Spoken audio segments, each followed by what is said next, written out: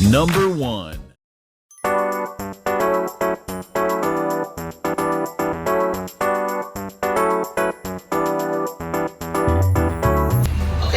Oke. Nama saya Roni Jabat. Saya sebagai safety officer di apartemen Parahyangan Residences. Safety officer. Safety officer. Dan mungkin Pak yang saya tahu itu kan tadi juga Bapak bilang kalau misalkan apartemen dan hotel yang ada di Bandung Raya khususnya itu biasanya antara safety officer dan engineering itu bersatu ya Pak? Betul. Jadi yang saya tahu memang kalau sedang ada pelatihan, terus ada pelatihan oleh Dinas Pemadam Kebakaran Kota Bandung, yang saya tahu itu cuma apartemen ini aja yang terpisah. Ya, apartemen ya, kelasnya apartemen dan hotel. Tapi kalau rumah sakit ada beberapa yang terpisah yang saya tahu. Cuma memang makanya dari Dinas Pemadam Kebakaran untuk apartemen-apartemen yang ada di Bandung atau hotel biasanya mereka kunjungan datang ke sini. Ya, sambil mau tahu lah ya, intinya mau tahu, mau ambil ilmu juga gitu. Tapi kita terbuka buat. Dan berarti kami itu sangat beruntung ya Pak? Ya. Karena Ya, bisa langsung mendapatkan ilmu. Ya. Jadi lebih baik kalau saya berpikir lebih baik saya sharing jadi semua orang bisa tahu gitu apa sih K3 gitu, karena memang K3 itu yang saya lihat di sini ya, orang tuh kayak di pabrik, di apartemen dan hotel-hotel lain sangat diajukan gitu Ya. yang namanya K3. Mereka hanya tahu kerja dan kerja saja gitu, tapi nggak tahu nih K3 apa sih mereka. Makanya saya banyak sharing ke teman-teman lah ya, untuk apartemen lain. Universitas juga, di Unpar juga kita sharing juga. Sampai di Unpar itu saya sampai praktek di lapangan. Karena dari Unpar sendiri dia dari kurikulumnya mungkin ada itu harus tahu tentang K3. Makanya kita informasi di sana, edukasi di sana. Mungkin kita mulai dari yang karena kami dari teknik otomasi Ya. lebih ke engineering. Engineering. Mungkin penerapan dari hotel sendiri tentang K3 yang diterapkan di engineering itu seperti apa?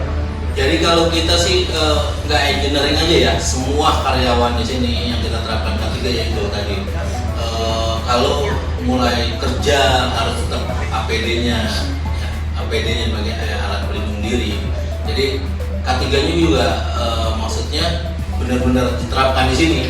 Sebelum mereka bekerja di engineering, apalagi yang tentang engineering mesin kan, di situ kerja dengan mesin ya, itu K3-nya harus diterapkan. Gitu. Jadi kita di sini sudah diterapkan itu, mereka yang mau bekerja apa-apa harus ada alat pelindung diri, gitu. Supaya lebih aman. Intinya seperti kayak misalkan mereka mau ngelas, harus pakai alat lasnya lah, harus ada aparnya lah, gitu kan. Jadi itu sudah tersiap di sini. Berarti setiap karyawan di sini sudah menerapkan. Sudah menerapkan semua K3. Ya K3 tadi kan ada untuk kesehatannya juga, Ya. kesehatan yang kita terapkan di sini. Makanya saya bikin ini ruang kayak ruang rumah sakit ya. Namanya di situ juga crisis room. Ya. Jadi pertolongan pertama di sini. Kalau karyawan ada yang sakit, mereka ke sini datangnya. Kalau karyawan ada kecelakaan, ke sini dulu. Gitu. Dari ke sini nanti kita pertolongan pertama. Kalau nanti tidak lanjut ke rumah sakit, kita panggil ambulan. Jadi dari kesehatannya, keselamatannya semua kita sudah jalankan.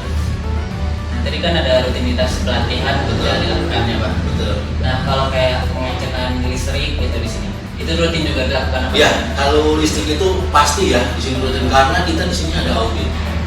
Ada audit itu 3 bulan sekali. Yang seperti ya itu, apalagi saya di audit kalau tidak K3-nya tidak diterapin, wah bahaya. Itu kan apalagi ada audit audit internal dan audit eksternal yang ambil ISO. Itu makanya tetap kita lakukan itu untuk apalagi yang kayak listrik itu ya, tetap pengecekan listrik, APD-nya kita pakai. Terus orang-orangnya juga yang berkompeten gitu. Itu rutin dilakukan berapa kali? Kalau untuk listrik biasanya per 3 bulan ya, 3 bulan. per 3 bulan, per 6 bulan. Panel listrik. Jadi kita sudah rutin itu semua udah. Berarti kayak di sini ada lift. Lift ada. Oh, itu Dilakukan juga untuk lift. Jadi kalau lift itu kita sudah kontrak service dengan kita pakai Hyundai. dengan teknisi Hyundai. Kita udah kontrak servis. Vendor gitu lah. Vendor, betul. Jadi setiap bulan itu dia pengecekan setiap bulan. Kalau ada kejadian misalnya urgent, mereka harus datang untuk teknisinya. Dari teknisnya juga kita melakukan K3 juga. Dia bekerja di lift, dia apa tetap kita lakukan untuk APD-nya sendiri. Kita lakukan sebelum mereka bekerja, kita lapor dulu kita. Mungkin Pak, kan tadi kita sudah membahas ketiganya. Betul. Kemudian apakah pernah ada Pak insiden yang paling Bapak ingat gitu di hotel ini atau bahkan zero incident? Jadi kalau saya bilang zero incident sih gimana mana nggak mungkin ya, pasti ada gitu. Tapi kan gimana kitanya untuk supaya menjadi zero incident gitu. Tapi kalau untuk zero sih kayaknya belum ya, karena memang ada beberapa insiden ya, kecelakaan kecil lah ya, ibaratnya entah sedang bekerja tangannya kena gerinda lah, kena apa, itu memang pasti ada kayak gitu. Cuma kan untuk yang insiden besar kita belum. Semoga jangan dong. Jangan. Karena itu kita sudah terapin itu K3. Mungkin saya mau tanya, Boleh. semisal terjadi kecelakaan, kemudian langkah atau bentuk evakuasi yang dilakukan seperti di sini bagaimana? Jadi kalau ada kecelakaan, biasanya kita koordinasi dengan semua tim yang ada di sini. Kita sudah terapkan juga di sini ada tim OKD kita, jadi saya sudah terapkan ada di papan OKD di sini. Jadi situ ada plottingan, jam kerja siapa aja plottingan, tugasnya seperti apa. Itu sudah ada tugas-tugasnya. Terus kalau ada kecelakaan, mereka berarti info kita. Misalnya dari tim security kecelakaan, misalnya info dulu ke chipnya, ke danrunya dulu, dari danru naik ke chip baru info ke kita. Baru nanti kita evakuasi nih kecelakaannya seperti apa. Tetap kalau ada kecelakaan bawa dulu ke sini. Ini pertolongan pertama. Ya. Apalagi terjadi patah tulang. Nah, pertolongan pertamanya di sini dulu. Kalau sudah seperti itu, baru kita lanjutkan apa kita harus ke rumah sakit. Kita bawa ke rumah sakit. Biasanya kecelakaan kerja ada beberapa kali kecelakaan kerja sih emang nggak terlalu parah ya. Misalnya kejeduk nggak pakai helm, kejeduk tangga itu berapa kali. Tapi kita langsung langsung bawa ke rumah sakit yang bisa ada untuk BPJS Jakarta langsung. Semisal kan tadi itu tentang kecelakaan kerja gitu ya Pak. Kalau misalnya kecelakaan alam kayak gempa atau kebakaran, evakuasinya Oke, jadi kalau untuk kebakaran kita sudah sistemnya semua sudah diterapkan di sini ya. Kayak misalnya sistem kebakaran, sistem liftnya kita secara otomatis, misalnya kebakaran besar, ya kebakaran besar nih, liftnya sudah otomatis turun ke bawah. Kita pencet tombol jenderal namanya. Kita pencet, liftnya turun ke bawah ke lantai GF semuanya. Lift penumpang itu akan mati, nggak bisa digunakan. Hanya yang bisa digunakan lift service. Nanti lift service itu gunanya satu, dan apabila ada korban. Dua, untuk bawa si pemadam kebakaran ke titik api. Itu sudah secara otomatis. Semua kita sudah ada sistem itu untuk kebakaran sendiri. Makanya setiap tahun kita adakan drill. Nah, dengan penghuni yang ada di sini, semua penghuni tidak bisa menggunakan lift kalau terjadi kebakaran. Kalau kita sudah jenderal nih tombolnya ada di engineering, kita jenderal tombolnya, semua lift akan turun. Si penghuni nggak bisa melakukan melewati dengan lift, dia harus lewat tangga darurat semua evakuasi. Kalau untuk sistem kebakaran, kalau gempa sendiri kita sudah berapa kali mungkin tahu ya di mana udah berapa kali gempa. Memang tenan itu sudah otomatis dievakuasi lewat tangga darurat. Kan kita di gempa ini kita hanya menggunakan sensor gempa ada di atas. Sensor gempa itu kita setting sampai 9 skala Richter. Kalau gempanya belum 9, dia belum berfungsi. Si sensor ini berfungsinya kalau dia sudah berfungsi, dia bekerja, liftnya akan stuck di lantai terdekat. Beda dengan kebakaran. Kalau kebakaran di lantai GF, ground floor. Kalau gempa bumi dia lantai terdekat, dia akan berhenti, dia stuck. Gempa misalnya sensornya berfungsi, dia akan stuck nih.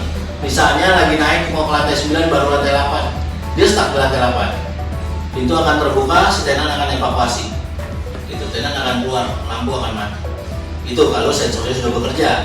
Tapi kalau sensornya tidak bekerja, berapa kali kejadian di sini gempa, itu sensor belum bekerja karena skala Richternya belum sampai. Kita set sampai 9, baru cuma 6, 7, itu liftnya masih normal. Nah, yang kita takutin itu biasanya lift itu kalau normal itu takutnya relnya bengkok karena pengaruh gempa tadi. Makanya kita ada di GF namanya fireman switch. Seperti tombol juga, kita pencet itu dia akan turun secara manual. Turun juga sama tadi seperti kebakaran, dia turun. Di penumpang tidak bisa digunakan, bisa ini. Tenan harus lewat tangga darurat semua. Itu kalau gempa dan kebakaran. Nah, bedanya kebakaran dan gempa, kalau kebakaran alarm akan bunyi di lantai semua. Kalau kita sudah pencet tombol kebakaran, tapi kalau gempa alarm enggak. Kita harus membedain itu. Jadi ada beberapa tenan yang berpikiran gempa itu akan bunyi juga alarm. Wah, repot. Orang dengar alarm itu bingung ada gempa apa kebakaran. Jadi alarm di mana-mana sudah sistem semua di gedung. Alarm itu berbunyi alarm kebakaran. Kalau terkait langkah preventif ataupun pencegahan kecelakaan kerja, apakah perusahaan melakukan pemantauan evaluasi aspek K3 itu secara berkala? Ya, jadi ini kita untuk tadi bilang evaluasi tentang kecelakaan kerja ya, itu dia tadi saya bilang sebelum kerja mereka harus info dulu, lapor dulu, gitu. Apalagi orang luar ya. Jadi kita cek APD-nya benar nggak ada. Ini ada beberapa kontraktor dia mau bekerja, kita lihat kerjaannya apa sih. Tapi tetap pakai APD. Sepatunya nggak ada, helmnya nggak. Nah itu untuk mencegahnya seperti itu. Di K3 ini kita berjalan dari awal, gitu ya. Kalau kerja ya udah kerja aja, wah itu repot. Ya kan? Tapi kalau kita sudah dari awal K3 ini sudah berjalan, APD aja namanya kecelakaan kita nggak tahu, ya kan? Intinya kita sudah dari awal kita udah kasih tahu tentang yang namanya K3, gitu. Itu sih untuk pencegahannya kita dari awal itu K3-nya. Nah Pak, balik lagi ke yang evakuasi tadi Ya. Nah kan lift nggak bisa berfungsi. Betul. Nah terus kan pakai tangga darurat semua. Ya. Nah itu gampang diakses bagaimana Pak? Terus setiap pengunjung gitu itu bakalan dikasih tahu nggak kalau misalnya ada ini tangga daruratnya sudah dikasih tahu. Jadi gini, kita di sini untuk pengunjung tamu kita udah signed semua. Di lobby lift itu sudah ada signed. Dia tinggal baca itu. Dia ya mungkin teman-teman sudah tahu nih. Ya. Kalau lihat ada signed saya sedang berada di sini. Ya. Ada kan signed. Nah, itu kita di setiap lobby lift kita sudah ada itu. Supaya satu penghuni tahu dia ada di sini harus evakuasinya kemana.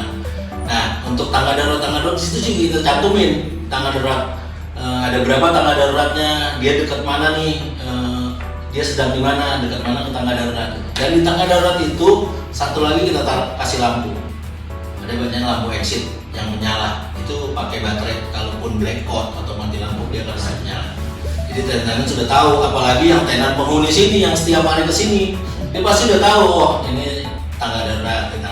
Tapi kalau tamu dia biasanya lihat signage. Kita sudah tahu signage, terus signage jalur evakuasi kita udah pasang di situ. Jadi si tenan tahu ini kemana kalau keadaan darurat. Oh jalur evakuasinya ke sini, langsung ke pintu tangga darurat dia keluar. Jadi untuk signage-nya sudah lengkap lah. Sudah lengkap semua. Karena ya itu tadi yang saya bilang di sini ada audit. Nah itu harus itu semuanya pasti. Semua ya signage banyak lah di sini. Pasti sudah ada. Nah di sini ada kolam renang. Ada kolam renang. Nah di kolam renangnya tuh ada safety-nya Pak, kayak misalnya pelampung gitu buat penyelam kalau misalnya ada yang gimana. Ada. Jadi ya itu tadi saya bilang untuk semua kalau K3-nya sudah berjalan ya harus ada semuanya. Kita di sini udah terapin semua. Dari pool attendant-nya orang khusus kolam renangnya pun ada. Ada khusus kolam renangnya. Jadi peralatan yang tadi bilang pelampung sudah ada.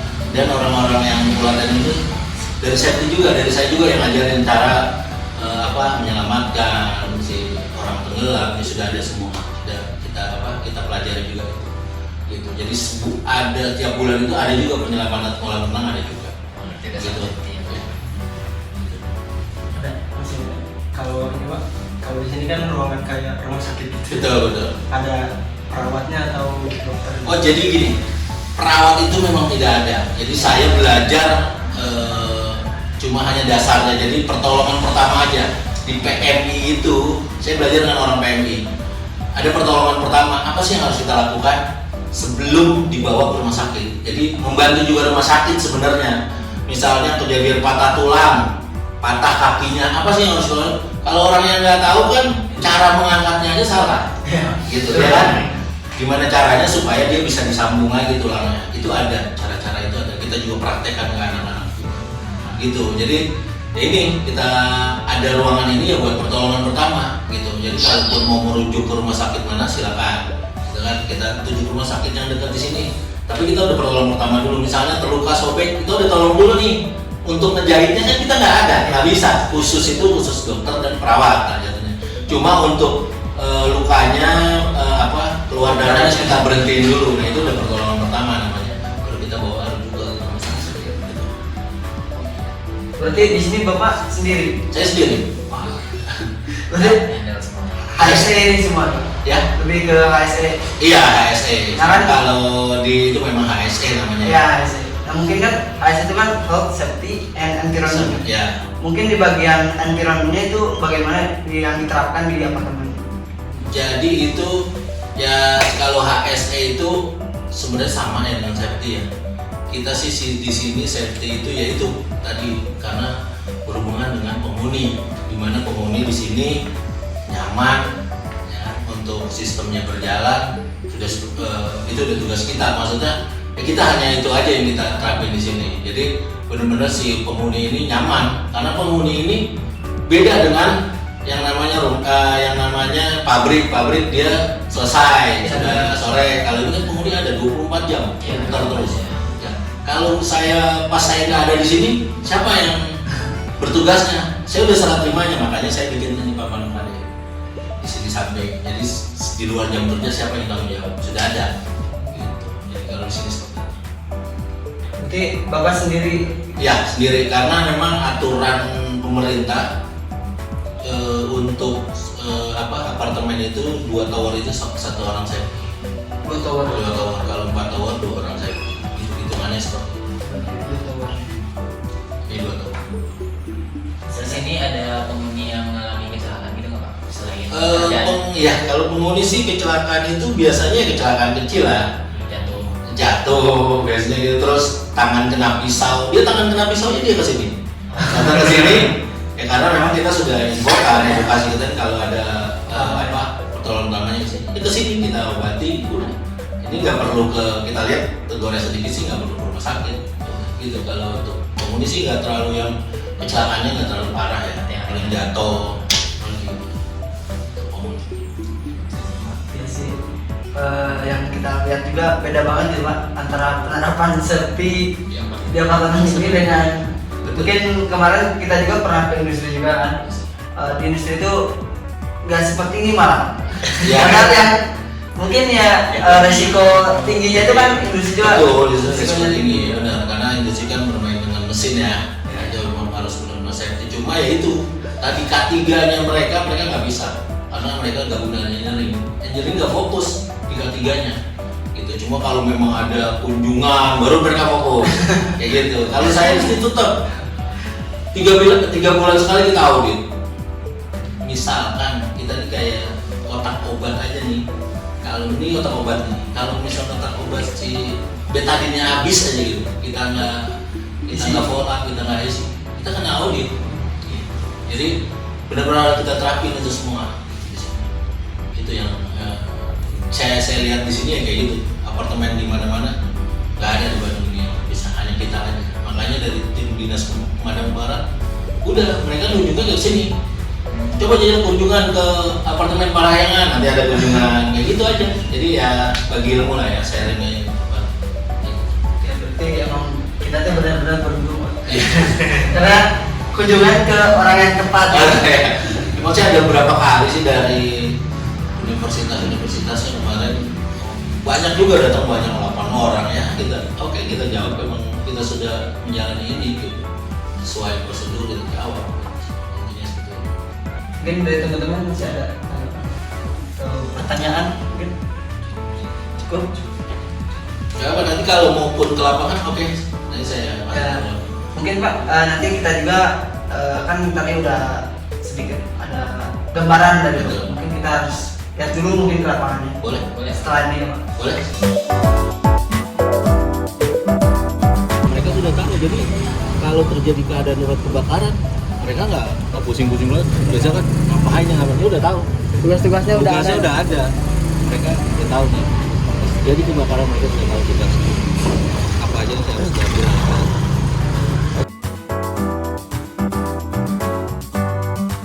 Kita punya ini semi addressable. Semi addressable itu membacanya hanya zone, tidak titik.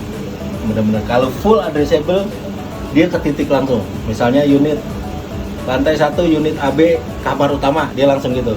Tapi kalau ini kita pakai zone. Zona 1 lantai 18 selatan BA sampai DE. Nah, ini BA ini unit. Dari BA, BE terus kita sampai DE. Kita ngelihatnya di depan unitnya. Nanti ada lampu indikasi. Kalau lampunya menyala berarti indikasinya dari unit itu. Gitu. Nah, ini namanya MCFA tadi. Main control fire alarm. Kalau ada indikasi misalnya smoke detector karena asap, dia terdeteksi di sini menyala. Nah, kedua heat detector karena panas, dia menyala juga. Terus yang ketiga panas sprinkler pecah. Nah, dia info juga di sini. Jadi sudah sudah jelas nih.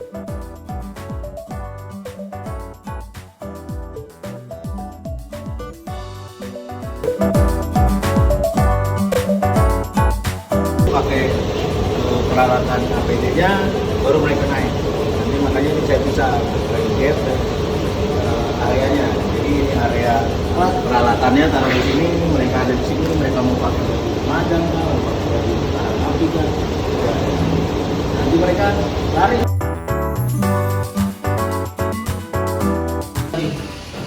Fireman switch. Ini kalau kita pencet tombolnya, secara otomatis dia akan turun semua ke lantai GF. Si lift 2 ini akan mati, nggak bisa digunakan, pintu terbuka. Hanya bisa digunakan, makanya kita tulis lift kebakaran, lift service. Ini yang bisa digunakan di sana. Terus kalau sudah misalnya kita jenderal juga sama seperti itu, pintu-pintu itu 2,5 inch. Ini nomornya di sini biasanya ada di hidran box.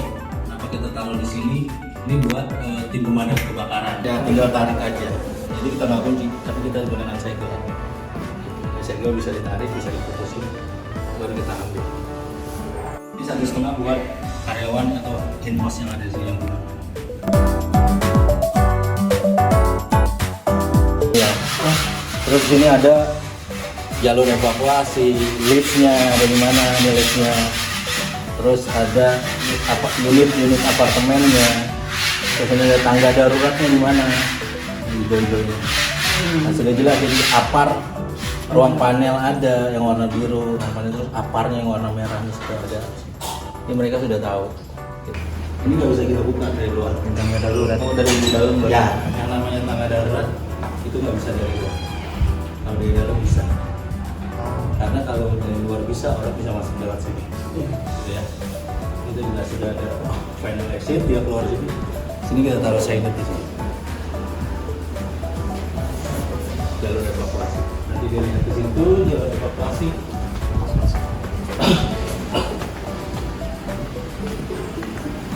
Berarti jalur evakuasinya ke arah lobi ya Pak? Ya, ke arah di sana. Saya juga titik kumpul. Mereka ke arah sana nanti.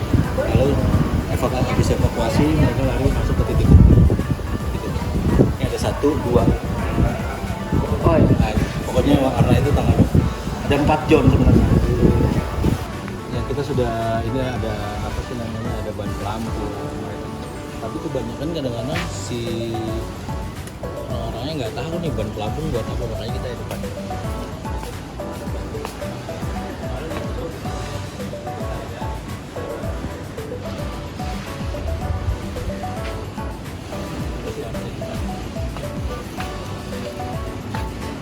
Oke, kita ke unit-unitnya.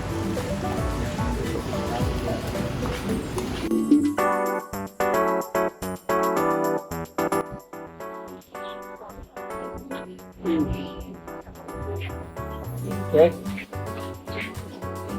Kita bawa belakangan. Instalasi terpasang pipanya nggak ada bebannya percuma, ya tekanan airnya nggak ada, ya percuma mau pasang pipanya di luar banyak apa pun mau air percuma. Ini fungsinya buat menekan air kayak kita semprot. Pompa kebakaran ada di sini. Ini namanya yang pemilik pompa jogging. Dia untuk menstabilkan tekanan. Tekanannya ada di situ, 15 bar dia standby, dia mati. Cara kerjanya secara auto, pipa. Kalau dia turun di angka 14 bar, dia akan on. Sampai di 15 lagi dia off, secara otomatis. Ini pompa joki yang pertama. Kedua, electric pump, pompa elektrik. Cara bekerjanya dia auto, di 12 bar dia nyala. Terus secara matinya secara manual, tekan tombol yang depannya. Kalau nggak ada operatornya ini nyala terus. Lalu mati ada krunya. Ini ada api. Siapa harus ada di selepas? Kalau listrik blackboard mati lampu semua, tidak ada listrik pula, malah nyala jauh juga elektrik. Pakai diesel yang startnya dengan aktif. Ya, dan diesel ini paling besar kanannya. Kalau dia tidak menyala. Berputar. Biasanya diesel itu kalau sudah keluaran airnya banyak, kita nyemprot di berapa titik dia nggak hidup. Hati-hati buat tim-tim yang ada di sini untuk megang selangnya. Soalnya ada pernah kejadian dia pegang 2,5 in naik dia kata tekanannya bukan ikut naik sendiri. Berdua aja dia nggak kuat pegang kalau makanan juga. Dari malam nih pompa kebakaran. Ini pengaman. Kalau saya ke sana lebih, kita penting di sini 17 bar. Kalau aku harus baik, maka itu ini fire tank untuk kebakaran.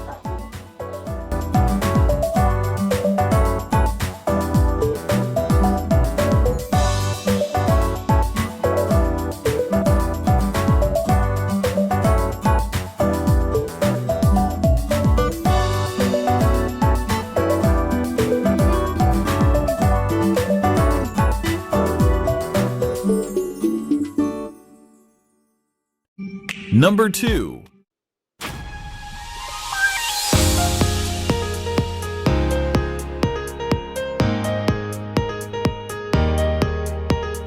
Sebelumnya perkenalkan Pak, kami dari Politeknik Universitas Bandung izin untuk mengetahui sistem K3 yang ada di sini. Sebelumnya saya Dandi Pak. Ya, saya Pak Yoni. Pak Yoni itu sebagai Saya di sini bagian keuangan. oh bagian keuangan, Oke, sentral ya. Sentral. Oke, mungkin kita mulai dari, kan saya tahu tadi dari Pak Yoni juga bahwa di PT Sentral itu merupakan pusatnya distribusi ya Pak? Iya, distribusi barang. Ya, barang. Terus tadi itu Pak Yoni menyebutkan juga tentang manual juga ya Pak? Iya. Mengangkut barang itu secara manual.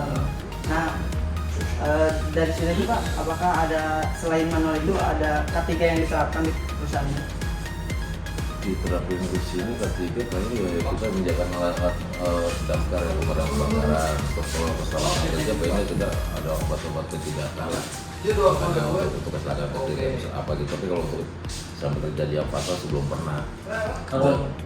Kalau semisalnya kan manual ya Pak, mindahin barangnya. Kalau kan itu tumpukan. Kalau semisalnya ada yang jatuh gimana Pak? Ketimpuk orang, nggak ada safety-nya di orang itu. Pernah terjadi, paling nggak, ya jarang terjadi sih, belum pernah. Kita udah semua tahun belum pernah. Belum pernah ada yang jatuh gitu. Belum pernah, kalau pernah ada yang jatuh sampai depan orang belum pernah terjadi, karena kita juga nyusun udah kita perhitungkan nyusunnya sampai berapa tingkat tuh udah ada aturannya. Ada aturannya. Ada aturannya, enggak makanya sampai mentok atas juga enggak gitu loh. Juga ada aturan, kita nangkap juga udah tahu susunan itu berapa-berapanya yang aman kita tahu gitu loh. Jadi kebijakan dari perusahaan itu aturan itu ya Pak? Iya. Misalkan berapa tingkat itu? Pas sebenarnya bukan perusahaan, jadi ada sini orang bagian gudang yang pas benar hari ini nggak masuk, jadi yang tahu ya, ini untuk barang masuk ini ditaruh di sini untuk susun berapa tingkat, dia yang tahu gitu loh susunannya gitu, nggak langsung sampai ke atas itu enggak. kita alhamdulillah sebelum pernah terjadi apa-apa sih, sama 10 tahun belum pernah terjadi yang namanya fatal, belum pernah lah ibaratnya fatal gitu loh. Belum pernah terjadi apa-apa segala macam gitu loh. Gitu. Kalau dari penggunaan APD apakah ada misalkan kayak di sini misalkan barang kan, terus sepatunya harus safety gitu, takutnya barangnya mengenai kaki gitu. Nah, ada sih kita. Oh, jadi Nggak ada ya, biasa kita gitu Pak? biasa aja karena udah biasa ya. Kalau ibarat kayak gini lah, kalau kita misalnya apa, siapa namanya? Mas Dandi Pak. Mas Dandi, kalau Mas Dandi tahu kayak kita kayak di pelabuhan lah. Iya. Ya pelabuhan, jadi itu memang di sini tuh benar-benar mengandalkan tenaga fisik gitu, fisik. Nah, sekarang tadi saya bilangin, kalau kita orang udah biasa manual, sudah kerja dengan pakai alat, mungkin bingung. Iya. Nah, begitu juga orang yang biasa pakai alat, suruh kerja manual pasti, wah nggak mungkin, saya nggak kuat, pasti gitu. Iya. Kan saya ada kekurangan dan kelebihannya, Iya. gitu. Jadi kalau menurut saya untuk K3 itu memang bisa dikategorikan dengan ada dua, itu dengan menggunakan alat, dengan tenaga manusia manual, gitu. Nah, dengan tenaga manusia pun juga itu tidak hanya sembarang gitu aja, bukan saya, itu juga ada aturannya. Naruhnya gimana, susunannya gimana, jadi udah diperkirakan, nggak main blok ditaruh tutup enggak gitu loh. Jadi kita udah ada punya, karena udah terbiasa, jadi udah tahu lah gitu loh. Jadi kalau mungkin kalau dengan menggunakan alat misalnya pakai forklift, pertama kita kapasitas gudang kecil, gitu kecil. Kalau untuk pakai forklift itu untuk kawasan yang besar kan, yang besar, udah gitu juga menggunakan dalam arti menggunakan forklift itu ya mungkin itu untuk status barang-barang yang berat sekali mungkin ya. Kalau saya rasa dengan di sini ya hanya sebesar kayak mesin cuci atau kulkas ya masih bisa lah dihandle dengan tenaga manusia dengan manual, saya rasa masih gitu. Kalaupun diperlukan pakai forklift itu juga diperlukan dengan ruang atau tempat yang besar gitu, space-nya untuk jalannya. Nanti kalau mau lihat space jalannya bisa kita ke gudang sebelah. Oh ada. Ada, itu cuma hanya satu produk, Panasonic toh. Oh buat untuk Panasonic aja. Kalau kita di sini kan Panasonic, ya Sharp, ya Aqua, Samsung, Polytron, 5 brand gitu loh. Jadi kita di sini memanfaatkan tempat supaya banyak barang tuh masuk, daripada kita menggunakan alat tapi banyak space yang nggak kepake gitu maksudnya. Kalau kan di sini kita pendistribusian yang kita kejar adalah omset penjualan. Gitu loh, omset penjualan. Kalau kita banyak ruang yang kosong dengan menggunakan alat, sedangkan barang masuk, nah space ini kan kalau dalam kategori saya dalam usaha bisnis rugi sebenarnya. Kita bisa manfaatkan yang ruang kosong ini untuk kita nyari cuan gitu loh. Gitu. Kemudian Pak, berarti dari APD tidak di sini tuh tidak ada gitu. Kalau untuk yang hanya sebatas untuk alat pemadam itu kita ada. Oh, APAR ya? APAR ada 1, 2, 3 kita ada sejak. Kebakaran gitu ya? Terus ketiga juga kita gudang juga udah diasuransikan. Udah diasuransikan kita, kalaupun seandainya amit-amit ya, misalnya kalau terjadi yang lebih besar kita udah diasuransikan. Kita juga harus jaga-jaga karena kan ini kan jumlahnya bukannya jutaan, miliaran totalnya kan gitu. Jadi diasuransikan oleh pimpinan kita. Diasuransikan itu juga. Untuk gudangnya? Untuk gudangnya.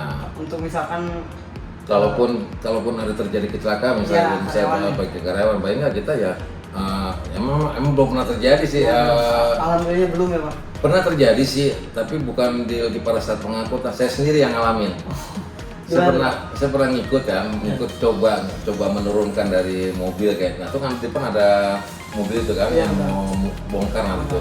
Saya pernah ngikut, saya naik ke atas, pakai sertak, jatuh ada di atas ya. Kebiasaan dari kantor ya ada penggantian untuk pengobatan, ada asuransinya kita ada dikasih untuk pengobatan, diklaim kita diganti gitu. Kalau untuk yang di gudangnya yang sampai pernah juga terjadi kemarin, ada salah satu anak gudang ketimpa kepalanya ya, terus dia berobat ngajuin ke saya, terus saya ngajuin ke dalam dapat penggantian gitu. Tapi kalau untuk yang lebih fatal sampai amit-amit ya belum pernah sih, kita udah 10 tahun belum pernah. Semoga jangan ya. Jangan sih ya gitu, maksudnya jangan lah gitu, tapi belum pernah sih. Karena kalau saya lihat di sini pengaturannya juga udah anak-anaknya juga udah tahu semua. Untuk saya mesin cuci yang datang ditumpuk-tumpuk itu sampai berapa itu mereka lebih tahu. Kayak kulkas juga 2 pintu misalnya, itu cuma hanya bisa 2 tumpuk gitu loh, cuma nggak sampai ketiga enggak. Kalau kulkas 2 pintu enggak, itu cuma 2 tumpuk. Kalau yang satu pintu ya itu bisa 4 atau 5, 4 lah, 4 susun ke atas gitu. Kalau mesin cuci itu bisa 5 susun. Jadi mereka udah pada tahu, oh ini kuatnya segini, jadi mereka udah paham semua. Berarti sebelumnya itu udah ada pelatihan atau enggak Pak? Langsung Dibilang sih pelatihan sih enggak, karena yang di sini kerja itu kebanyakan orang-orang yang udah pernah kerja di elektronik juga sebelumnya. Itu yang dari Samsung, terus pas pertama kali kita buka mereka ngelamar sini, jadi udah tahu lah apa yang dikerjakan gitu lah.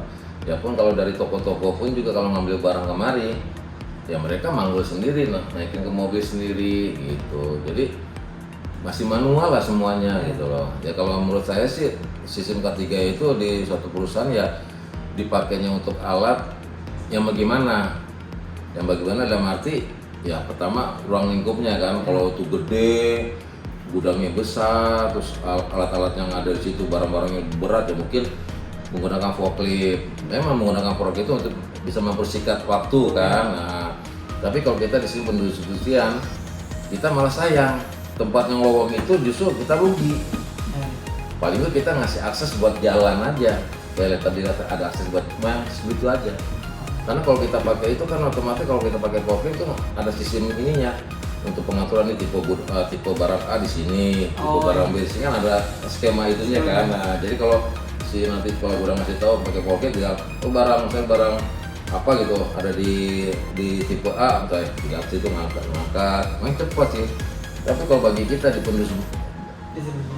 distribusi kayak gini kita rugi kalau sampai ada tempat yang banyak yang ngelowong itu rugi gitu, karena kita brandnya banyak di sini, ada 5 brand gitu loh. Jadi kita di sini pendistribusian yang kita atur secara manual bagaimana ke barang masuk supaya kita bisa mendapatkan income penjualan gitu loh. Karena kan dari tiap-tiap toko suka nyari barang kan dari satu item aja, misalnya dari sap aja kan ada LED-nya, kulkas 1 pintu 2 pintu, mesin cuci, AC segala macam. Nah itu jadi satu brand aja itu udah berapa macam. Kalau kita memanfaatkan pakai gitu ya, kalau gudangnya gede lah, seperti hanggar pesawat misalnya gitu ya, mungkin bisa lah untuk bagian sini tipe sap, mungkin bisa. Tapi kalau di sini kita karena kapasitas gudang kita kecil, ya kita memanfaatkan tempat yang ada supaya barang itu bisa masuk gitu. Ya, terus misalkan tadi kan Bapak juga bilang di situ ada PD apa nih? Berarti kan itu tuh antisipasi dari kebakaran Pak. Ya. Misalkan nih Pak, kalau di sini belum pernah Pak, maksudnya terjadi kecelakaan. Belum. Dan misalkan jika terjadi kebakaran, terus apakah ada jalur evakuasi untuk karyawan di sini? Baik, harus kemana gitu? Kita pun kalau jalur evakuasi cuma 1 pintu aja, kita ke sana semua ke depan. Oh, yang tadi bilang. Kita keluar sana, mereka di sana. Oh, di sana. Iya. Jadi nggak ada lah, karena kan kita di sini akses jalan masuk itu cuma itu aja depan. Cuma satu ya. Nah, karena di sekeliling ini tembok semua. Jadi akses evakuasi kalau terjadi apa-apa misalnya amit-amit ya jangan terjadi, ya kita lari ke sana semua. Karena kan juga pernah dibilangin sama dari pihak damkar kan, waktu pas peragaan ini dikasih tahu gitu. Karena untuk mencari jalur evakuasi ya nyari jalur yang bisa singkat dan cepat gitu. Menjauhi lah ibarat gitu. Tapi kalau untuk penggunaan gini ya anak-anak udah pada tahu semua karena kan diajari sama damkar. Oh, berarti sebelumnya udah ada pelatihan ketiga itu. Udah ada dari pelatihan damkar. dari damkar kasih tahu gitu loh, cara pembukaannya ininya gimana, cara penyemprotan gimana udah kasih tahu gitu loh. Tapi kalau untuk keselamatan kerja ataupun yang dengan menggunakan alat, kalau untuk kecelakaan kerja sendiri pun kita belum pernah terjadi sih, belum pernah terjadi. Tapi kalau untuk sistem kerjaannya ya kita ya itu dia bilang kita manual dengan tenaga manusia semua gitu loh. Karena mereka juga udah biasa dengan menggunakan itu. Kalau mungkin suruh menggunakan forklift misalnya ada gitu, mungkin mereka bingung cara penggunaannya bagaimana. Terus untuk ruang yang misalnya yang sempit ini nggak mungkin gitu loh. Jadi balik lagi untuk menggunakan sistem alat itu ya disesuaikan dengan apa besarnya kebutuhan dan besar itu gudang itu sendiri gitu loh. Kalau hanya untuk ruang lingkup begini ya kita selagi kita masih bisa menggunakan tenaga manusia ya why not gitu kan, ibaratnya gitu kan. Jadi menurut saya sih untuk itu keselamatan kerja dan itu ya itu ada dua sekarang. Memang sih bukan di sini aja, mungkin di tempat lain juga masih ada yang kayak begini, sistem kayak begini ada lah gitu lah. Jadi untuk menggunakan alat itu ya disesuaikan dengan kebutuhan lah sebenarnya sih gitu. Kemudian Pak, kan bisa di sini tuh distribusi khusus, tapi nggak ada bahan kimia gitu. Nggak ada, kita bahan kimia nggak ada, murni elektronik semua, elektronik semua gitu. Mungkin itu juga untuk wawancara dari kami. Dan setelah ini kami akan melihat-lihat dulu. Boleh, ayo. Rambu-rambu terus kayak jalur-jalur dari apa perusahaan ini. Boleh. Kalau kita melihat boleh, nanti kalau saya bandingin dengan menggunakan Poke kita masuk ke gudang selalu bisa. Yuk langsung aja ya. Ini kan tinggi itu Pak. Ya. Ngangkatnya juga manual. Manual? Pakai apa Pak? Pakai tangan. Misalnya gini, saya contohin ya. Misalnya udah satu ya sini ya. Terus kedua, nah ketiga kita naikin. Nanti yang pas ini kan udah berapa susun nih? Saya 1, 2, 3 misalnya gitu. Kan yang pas udah kedua dinaikin, kita naikin satu sini. Ini yang ditarik ke belakang. Terus nanti giliran ada yang lagi taruh sini, yang di atas ngajuin lagi sama. Jadi sistem gitu. Ini contohnya dia waktu masuk pertama kali nggak begini barangnya. Kecil. Dia juga dulunya gini. Nah, contohnya kayak begitu kalau kita ngangkut Dulu. Nah, ini sama menggunakan alat ini juga. Kalau di sini sampai pocket, mereka pakai giliran juga. Oh ini di gudang sebelah nggak ada ya? Nggak ada, tuh kayak begini sistemnya. Karena kan di sini kan ada space. Kalau di tempat saya tuh gudang nggak akan bisa. Ada space. Kalau kayak gini dibuat saya rugi karena nggak akan berkurang keuntungan. Karena bagi kita di sana tuh dengan ruang gini Ya lumayan ya Pak. lumayan gitu loh, bisa taruh berapa item. Jadi makanya perbandingannya dengan gudang yang manual dengan yang pakai alatnya, inilah saya bandingin gitu loh. Ramu-ramu nggak ada kita. Ini sama rambu. Itu petunjuk. Ya petunjuk pemakaiannya. Tadi pada sentral tuh Nggak, kalau kita nggak ada, langsung Dilatih. latihan, langsung gitu latihan kita gitu.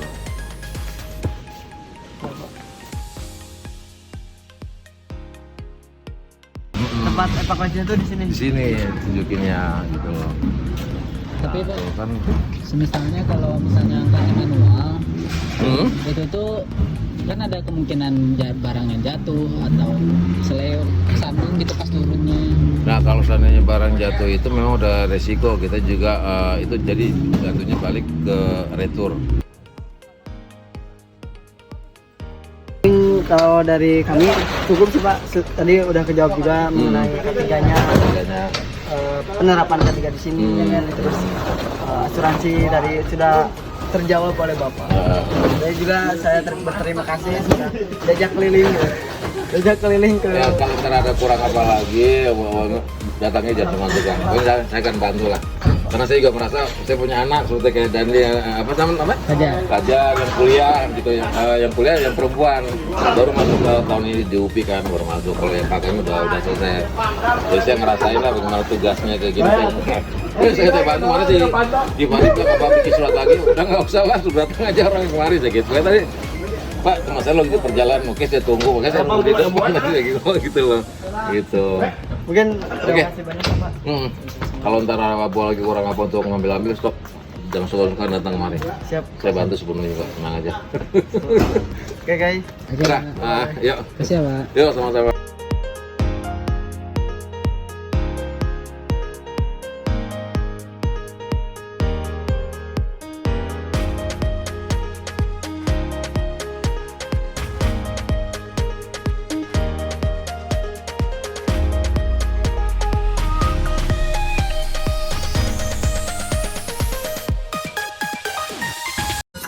Number 3.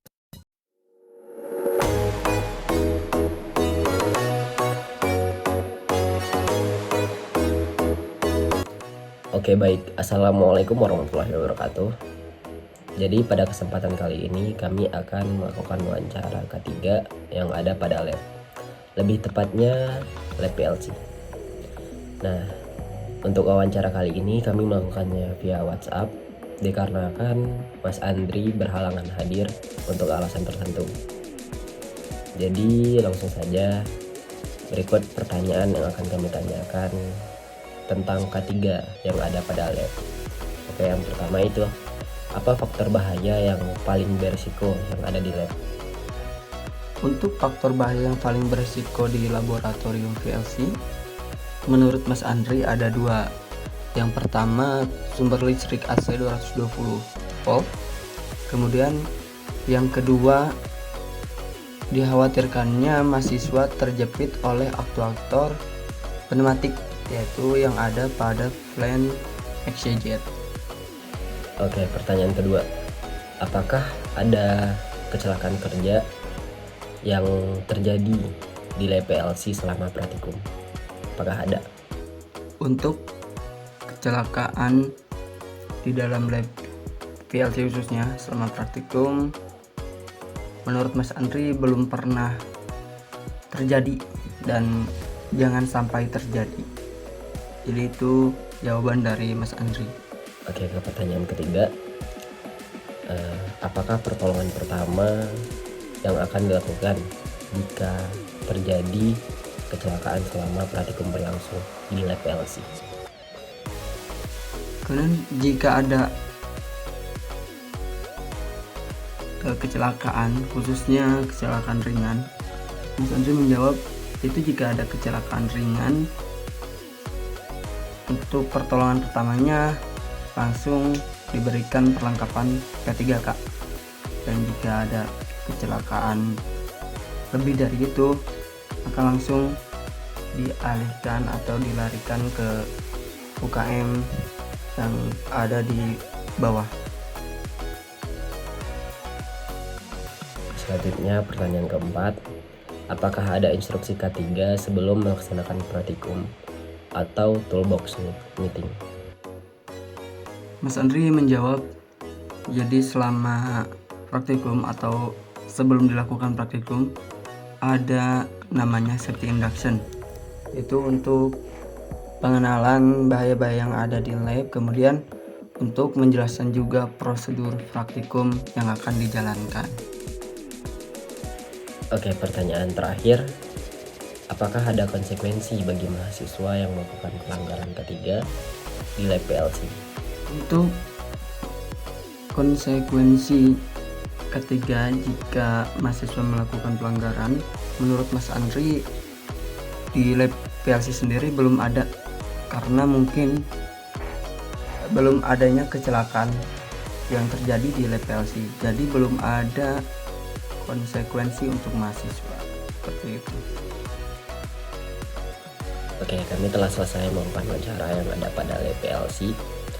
Nah, selanjutnya kami akan menampilkan kondisi yang ada pada lab PLC sebagai berikut.